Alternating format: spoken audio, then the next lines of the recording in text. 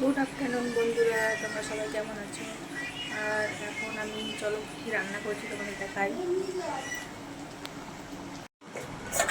এখানে পনির দিয়ে সোয়াবিন দিয়ে রান্না করেছি, পনির আর সোয়াবিন।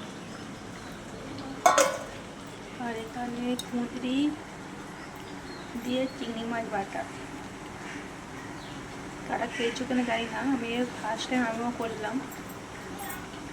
আর এখানে চিংড়ি মাছ ভাজা আর কুঁদরি ভাজা মিষ্টি। আর হচ্ছে জিতের জন্য, ওরা খায় না, খাবে কি না এটা জানি না।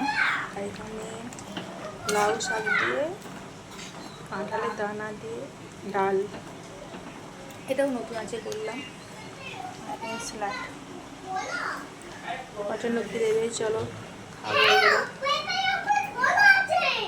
ডালটা গরম গরম করছি, কেন ডালটা গরম গরম না হলে ভালো লাগে